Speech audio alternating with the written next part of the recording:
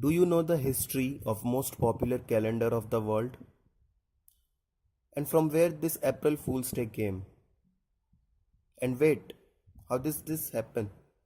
This and this. Do you know about the other calendars around the world?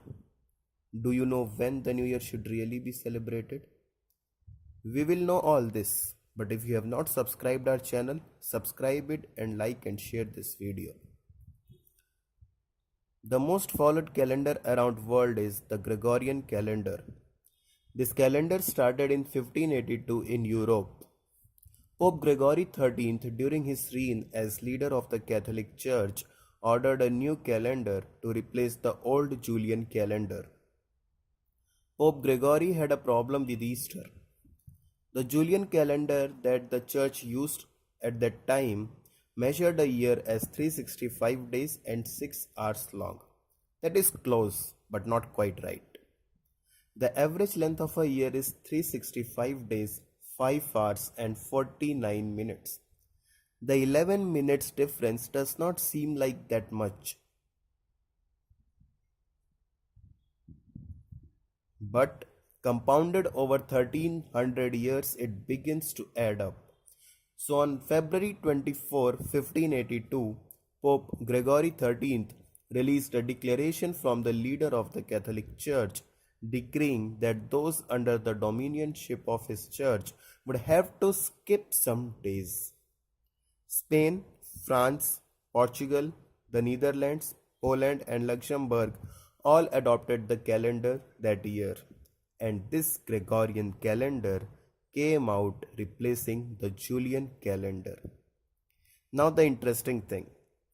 The old Julian calendar had New Year on April 1, and the new Gregorian calendar called for New Year's Day to be celebrated on January 1. According to a popular explanation, many people either refused to accept the new date or did not learn about it and continued to celebrate New Year's Day on April 1. Other people began to make fun of these traditionalists and sending them on fool's errands or trying to trick them into believing something false. Eventually, the practice spread throughout Europe. Austria, Switzerland, Germany, Hungary, and Prussia all followed the Gregorian calendar in the next 50 years. England was a holdout. It had a large empire and enough power to feel like it did not immediately need to cope up with the Catholic calendar. But later, Britain capitulated and instigated its calendar New Style Act of 1750 and finally adopted the Gregorian calendar only in 1752. In all the countries at that time which were colonized by Great Britain, the act continued. The second day of September in 1752 and that the natural day next immediately following the second day of September shall be called and accounted to be 14th day of September, omitting for that time the 11 intermediate nominal days of the common calendar.